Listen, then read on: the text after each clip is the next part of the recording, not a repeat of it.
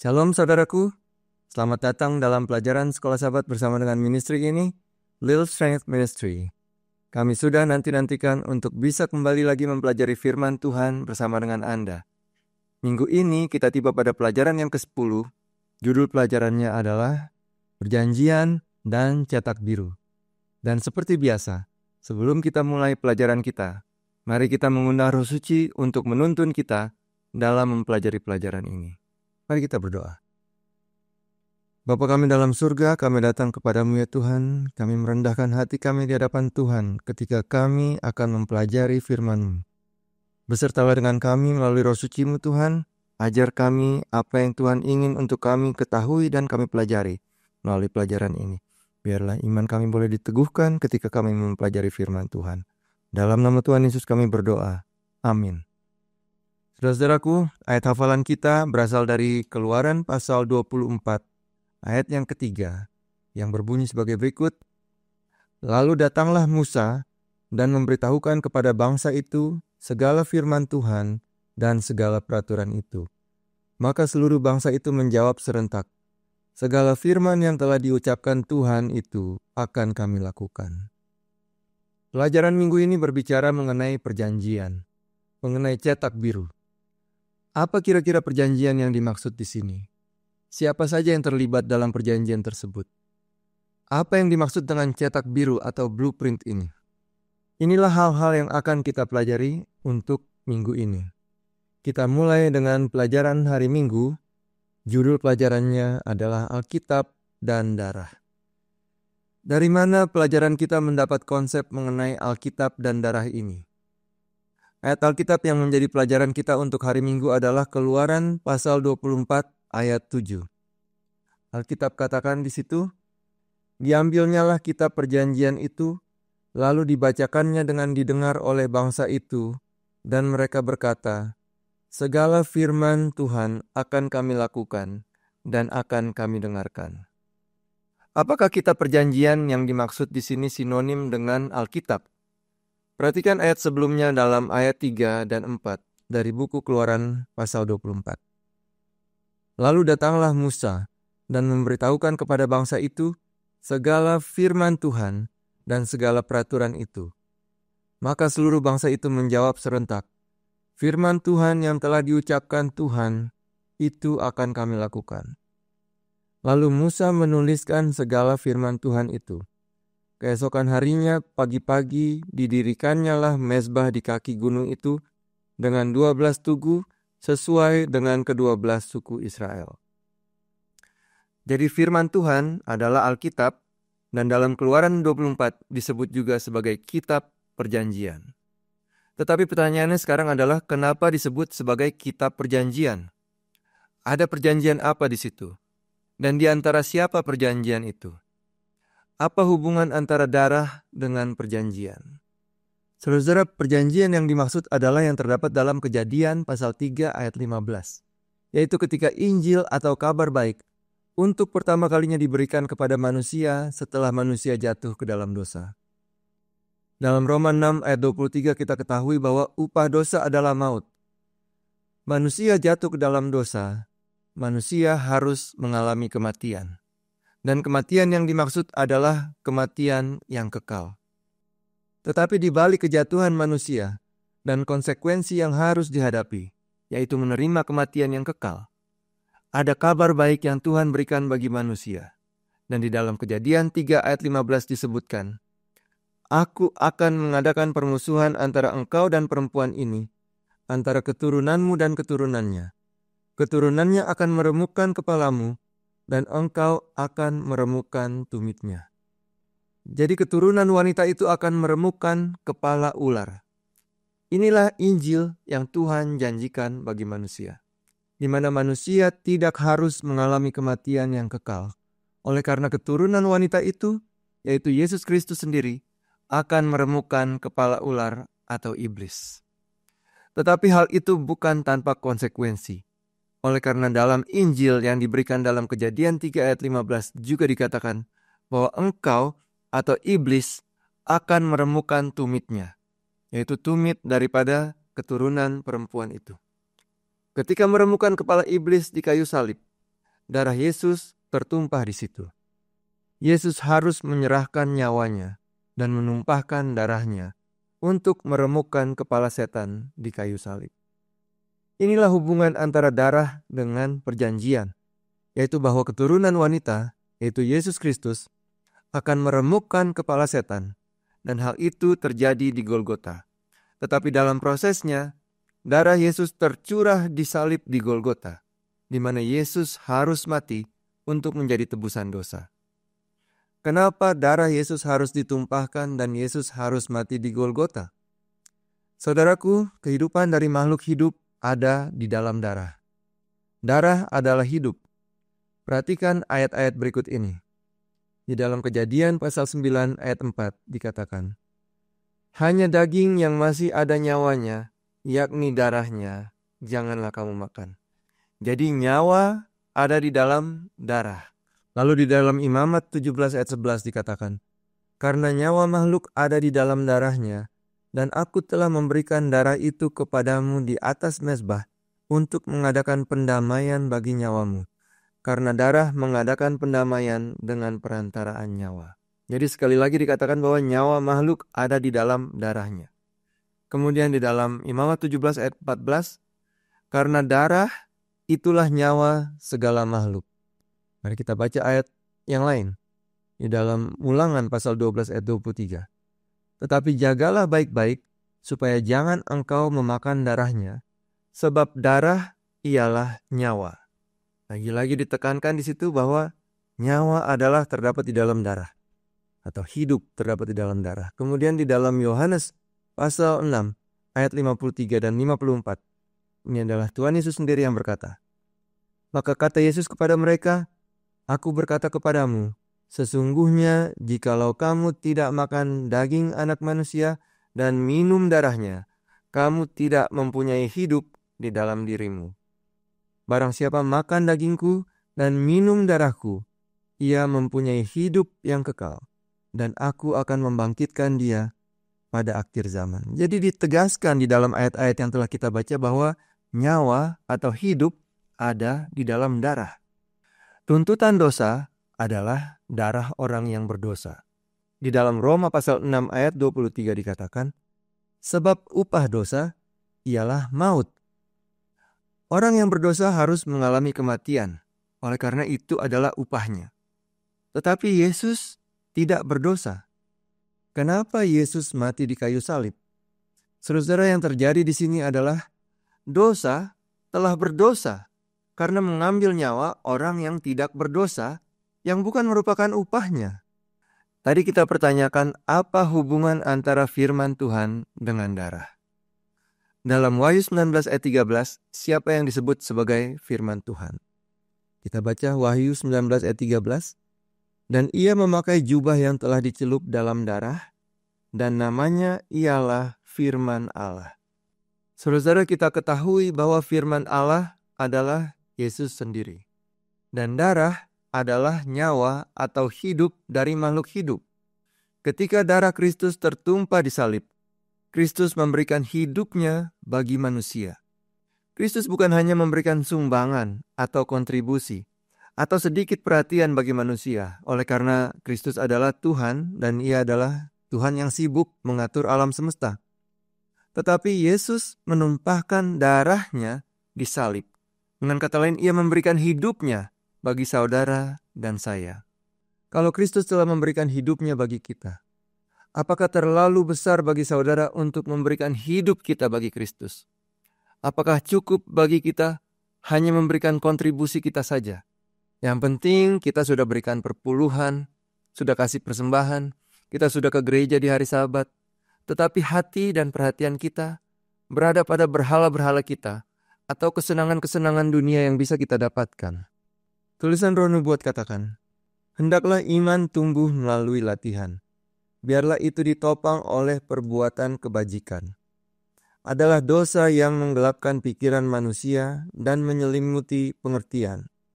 Hendaklah kasih dan perhatian diberikan kepada Tuhan, agar hukum-hukumnya dapat tertulis di dalam hati, dan manusia akan menjadi ciptaan baru, lahir kembali oleh Roh Kudus. Saudara-saudara, itulah pelajaran kita untuk hari Minggu. Mari kita masuk selanjutnya dalam pelajaran hari Senin.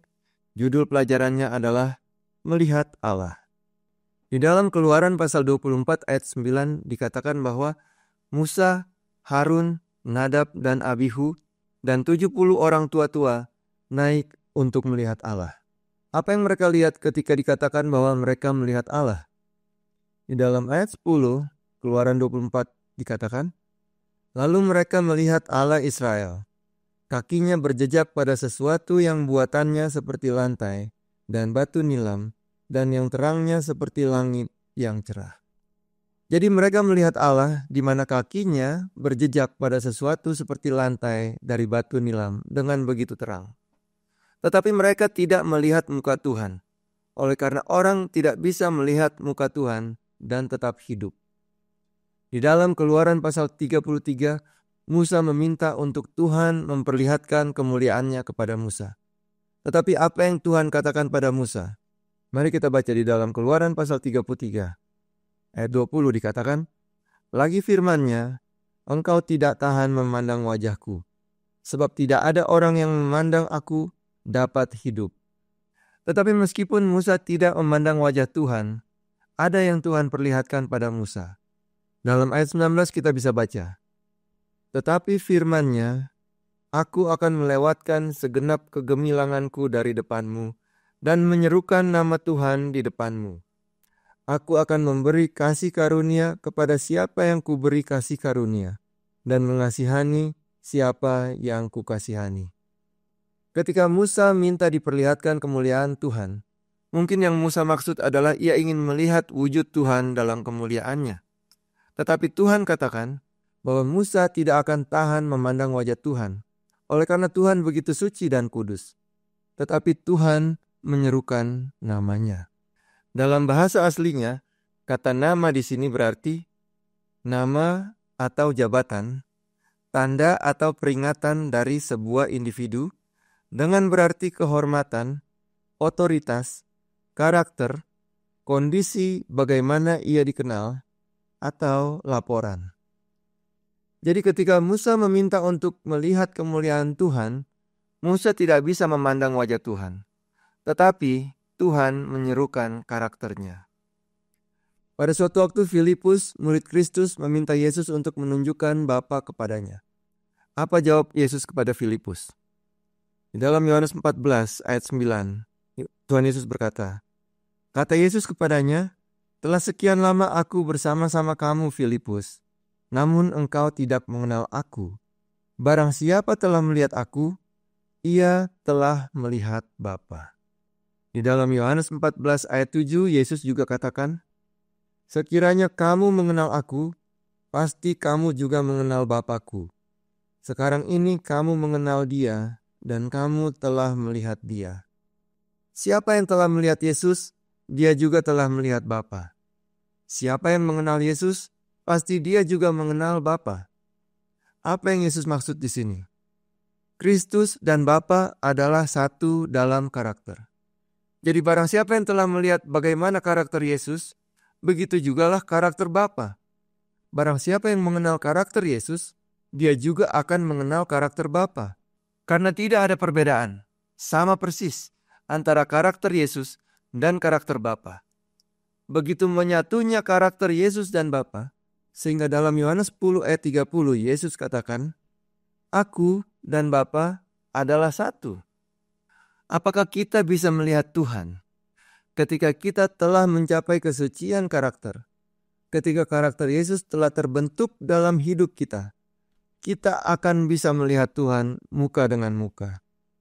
Di dalam 1 Korintus 13 ayat 12 Alkitab katakan, karena sekarang kita melihat dalam cermin suatu gambaran yang samar-samar, tetapi nanti kita akan melihat muka dengan muka.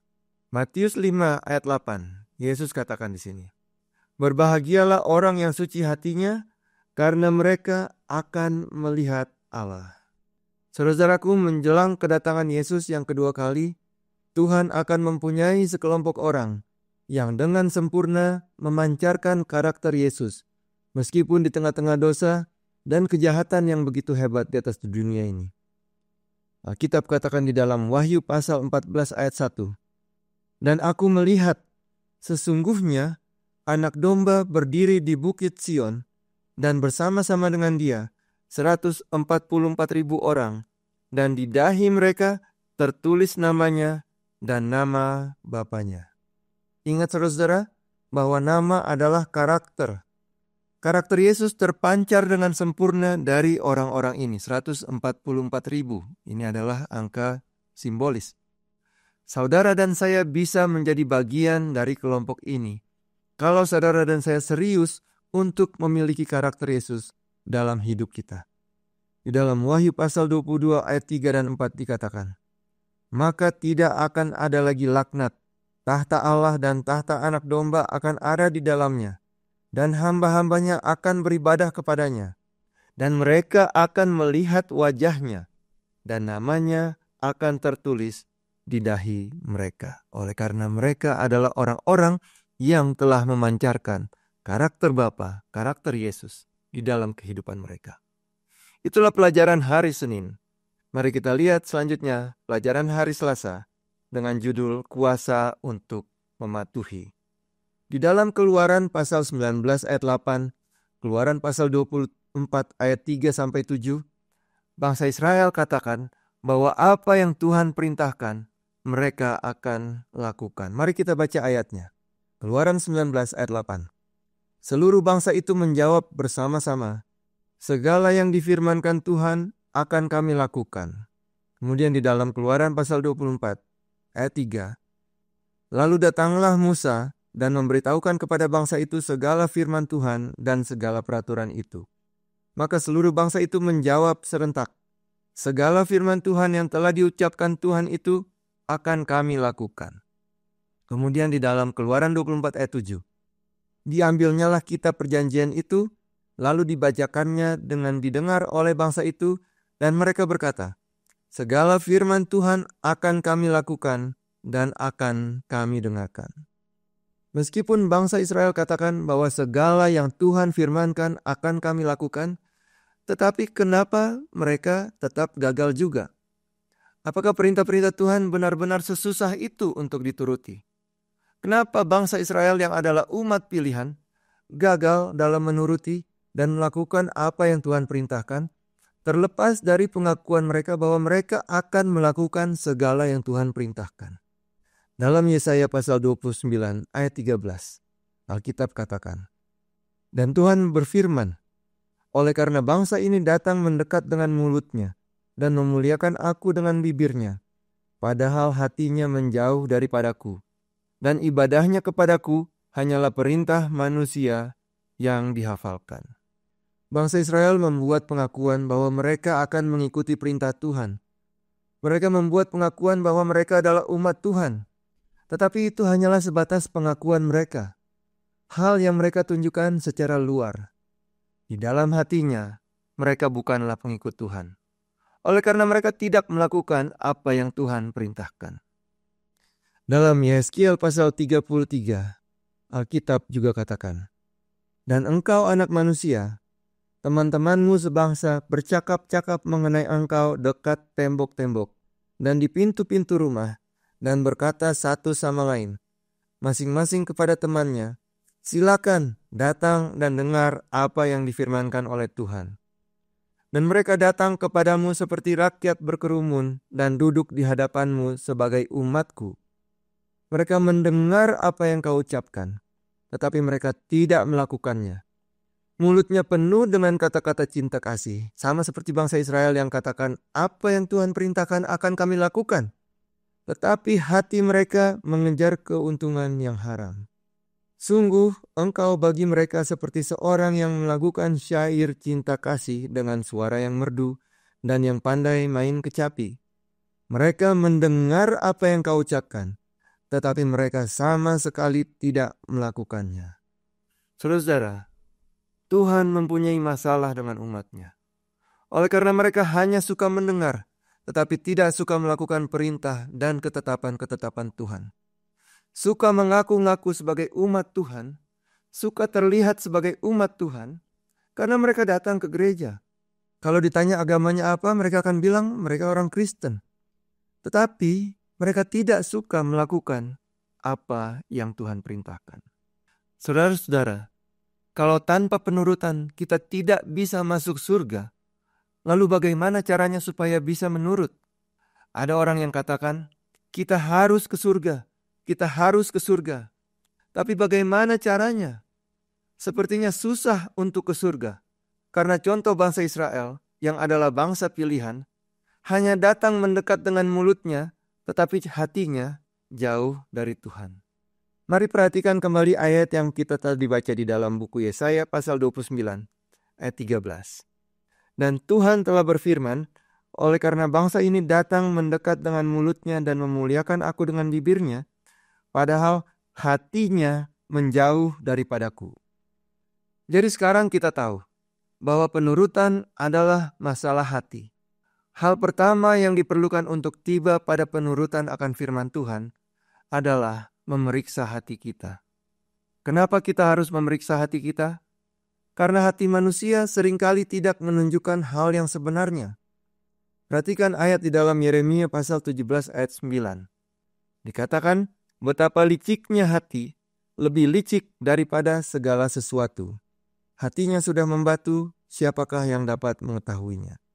Saudara, terjemahan bahasa Indonesia kurang tepat, oleh karena di dalam bahasa yang lain, di dalam New King James Version dikatakan, the heart is deceitful above all things. Jadi hati manusia adalah penipu. Diperlukan kerendahan hati untuk bisa memeriksa hati. Adakah orang yang salah tapi tidak sadar bahwa dia bersalah? Apakah ada orang yang kotor tapi tidak sadar bahwa dia kotor? Saudara-saudara, kita harus menyadari kondisi kita. Hal ini akan membawa kita pada kerendahan hati. Dan ini adalah langkah pertama untuk mematuhi perintah Tuhan. Bangsa Israel tidak bisa menuruti perintah-perintah Tuhan karena hukum Tuhan tidak ada di dalam hati mereka. Dan dibutuhkan kerendahan hati untuk melihat kedalaman hati kita. Dan ketika kita melihat kedalaman hati kita, ternyata hukum-hukum Tuhan belum terdapat di dalam hati kita. Hanya setelah kita merendahkan hati di hadapan Tuhan, barulah Tuhan akan bisa menuliskan hukumnya dalam hati kita. Sehingga penurutan bukan menjadi beban seperti halnya bangsa Israel, tetapi menjadi kesukaan. Di dalam Mazmur pasal 40 ayat 9, Raja Daud katakan, Aku suka melakukan kehendak-Mu ya Allahku, Taurat-Mu ada dalam dadaku. Ketika perintah-perintah Tuhan ada dalam hati kita, berarti kita mengasihi perintah-perintah dan hukum-hukum tersebut. Dan selanjutnya, ketika hukum-hukum Tuhan ada dalam hati kita, kita akan merenung-renungkan dan memikirkan firman Tuhan setiap saat. Di dalam Mazmur pasal 1 ayat 2 dikatakan, Tetapi yang kesukaannya ialah Taurat Tuhan, dan yang merenungkan Taurat itu siang dan malam.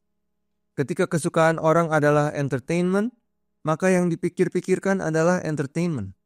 Tetapi ketika kesukaan seseorang adalah firman Tuhan, maka dia akan merenungkan itu senantiasa.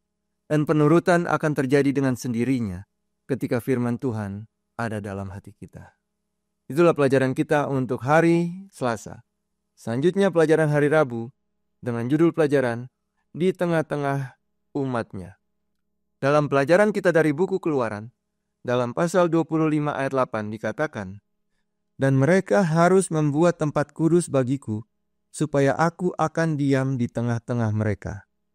Tuhan perintahkan Musa untuk membuat tempat kudus. Yang dimaksud adalah sanctuary, supaya ia bisa diam di tengah-tengah mereka. Kenapa Tuhan ingin berdiam di tengah-tengah bangsa Israel? Dan kenapa Tuhan tidak bisa tinggal di tengah-tengah bangsa Israel tanpa melalui sanctuary atau tempat kudus? Ada sesuatu mengenai sanctuary yang membuat Tuhan bisa tinggal di tengah-tengah umatnya. Di dalam Mazmur pasal 77 ayat 14, ini adalah Alkitab terjemahan bahasa Indonesia dikatakan, Ya Allah, jalanmu adalah kudus. Tetapi terjemahan ini tidak tepat. Oleh karena di dalam terjemahan yang lain, di dalam New King James Version dikatakan, Your way, O God, is in the sanctuary. Jadi jalanmu ya Allah ada di sanctuary. Ada jalan Tuhan di sanctuary atau di tempat kudus, di mana melalui jalan ini Tuhan bisa tinggal di tengah-tengah mereka. Jalan apa ini? Dan kenapa Tuhan tidak bisa tinggal di tengah-tengah umatnya tanpa melalui sanctuary ini? Saudara-saudara, ada sesuatu yang memisahkan manusia dari Tuhan sehingga Tuhan tidak bisa tinggal di tengah-tengah umatnya. Dan yang memisahkan itu adalah dosa. Katakan di dalam Alkitab, di dalam buku Yesaya pasal 59 ayat 2. Tetapi yang merupakan pemisah antara kamu dan Allahmu ialah segala kejahatanmu. Dan yang membuat dia menyembunyikan diri terhadap kamu sehingga ia tidak mendengar, ialah segala dosamu. Terlepas dari bagaimana Tuhan ingin tinggal di tengah-tengah umatnya, selama masih ada dosa di antara manusia dan Tuhan, maka Tuhan tidak akan bisa tinggal di tengah-tengah umatnya. Sanctuary menyediakan jalan agar Tuhan bisa kembali berada di tengah-tengah umatnya. Dengan kata lain, sanctuary menyediakan solusi terhadap masalah dosa. Kita tahu bahwa upah dosa adalah maut. Dan ketika sanctuary merupakan solusi Allah terhadap masalah dosa, dengan kata lain, sanctuary adalah rencana keselamatan yang Tuhan sediakan bagi manusia. Agar melalui doktrin mengenai sanctuary ini, masalah dosa dapat diselesaikan. Dan Tuhan dapat kembali lagi berada dengan manusia. Sanctuary ini kita kenal juga dengan istilah kemah kudus atau bait suci. Selain dari bait suci secara literal yang akan kita pelajari dalam seri pelajaran yang lain, Alkitab juga mencatat ada dimensi lain dari sanctuary atau bait suci ini. Dalam 1 Korintus 6 ayat 19 kita dapati dikatakan di situ, atau tidak tahukah kamu bahwa tubuhmu adalah bait Roh Kudus yang diam di dalam kamu. Roh Kudus yang kamu peroleh dari Allah dan bahwa kamu bukan milik kamu sendiri. Saudara-saudara, tubuh kita adalah sanctuary atau bait suci. Dan Tuhan rindu untuk tinggal dalam diri kita. Tetapi Tuhan tidak bisa tinggal dalam diri kita ketika ada dosa yang memisahkan kita dari Tuhan. Tahukah Anda bahwa ketika kita membuangkan segenap dosa dari hidup kita, maka Tuhan akan tinggal dan berdiam dalam hidup kita. Perhatikan kata-kata Tuhan Yesus di dalam Yohanes pasal 14 ayat 23. Jawab Yesus, jika seorang mengasihi aku, ia akan menuruti firman-Ku, dan Bapa-Ku akan mengasihi dia, dan kami akan datang kepadanya, dan diam bersama-sama dengan dia. Marilah kita buangkan semua dosa dari hidup kita. Maka Tuhan akan tinggal dalam hidup kita. Dan ketika masalah dosa sudah diselesaikan, ketika Yerusalem yang baru turun dari surga, dikatakan di dalam Wahyu pasal 21 ayat 3. Lalu aku mendengar suara yang nyaring dari tahta itu berkata, lihatlah, kemah Allah ada di tengah-tengah manusia. Dan ia akan diam bersama-sama dengan mereka. Mereka akan menjadi umatnya, dan ia akan menjadi Allah mereka. Kerinduan Tuhan untuk tinggal di tengah-tengah umatnya akan terjadi ketika masalah dosa sudah diselesaikan. Marilah kita satukan tujuan kita dengan tujuan Tuhan. Rencana kita dengan rencana Tuhan, yaitu kita selesaikan masalah dosa yang dimulai dari diri kita dengan membuangkan dosa-dosa kita dan tidak melakukannya lagi, agar hadirat Tuhan dapat tinggal dalam diri kita. Saudara, pelajaran hari Kamis, judul pelajarannya adalah dipenuhi dengan Roh Allah. Di dalam Keluaran pasal 31 dikatakan, lihat, telah kutunjuk Bezaleel bin Uri bin Hur dari suku Yehuda, dan telah kupenuhi dia dengan Roh Allah, dengan keahlian dan pengertian, dan pengetahuan dalam segala macam pekerjaan. Ayat 6. Juga aku telah menetapkan di sampingnya Aholiab bin Ahisamak dari suku Dan. Dalam hati setiap orang ahli telah kuberikan keahlian. Haruslah mereka membuat segala apa yang telah kuperintahkan kepadamu. Bezaleel dan Aholiab Tuhan penuhi dengan rohnya untuk dapat melakukan pembangunan sanctuary atau Ka'bah. Kenapa harus dipenuhi dengan Roh Allah? Apakah instruksi saja tidak cukup? Atau apakah Allah hanya akan memenuhi orang-orang tertentu dengan rohnya? Bisakah kita juga dipenuhi oleh roh Allah? Bagaimana caranya supaya kita bisa dipenuhi oleh roh Allah? Saudara, Tuhan akan memberikan rohnya kepada semua orang selama mereka tidak menolak roh tersebut. Di dalam Yeskiel pasal 36 ayat 27 dikatakan, Rohku akan kuberikan diam di dalam batinmu, dan aku akan membuat kamu hidup menurut segala ketetapanku, dan tetap berpegang pada peraturan-peraturanku dan melakukannya. Tuhan menghendaki semua orang untuk hidup menurut ketetapannya. Berarti semua orang akan menerima roh Tuhan. Tetapi meskipun Tuhan memberikan rohnya pada semua orang, apakah semua orang akan menerima kepenuhan roh Tuhan? Ayat yang telah kita baca di dalam Yeskiel pasal 36 ayat 27 katakan bahwa tujuan Tuhan memberikan rohnya adalah supaya manusia akan hidup menurut ketetapan Tuhan, berpegang pada peraturan Tuhan dan melakukannya. Apa yang terjadi kalau manusia tidak menuruti ketetapan Tuhan, tidak berpegang pada ketetapan Tuhan, dan tidak melakukan peraturan dan ketetapan-ketetapan tersebut? Dalam Efesus pasal 4 ayat 30 Alkitab katakan, Dan janganlah kamu mendukakan Roh Kudus Allah yang telah memeteraikan kamu menjelang hari penyelamatan. Saudara-saudara, Roh Kudus yang Tuhan berikan supaya manusia berpegang pada ketetapan Tuhan dan melakukan ketetapan Tuhan.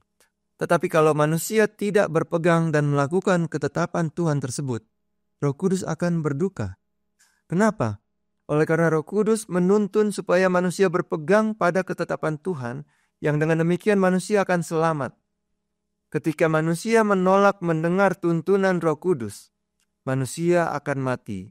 Dan itu sebabnya Roh Kudus berduka ketika suaranya tidak didengar.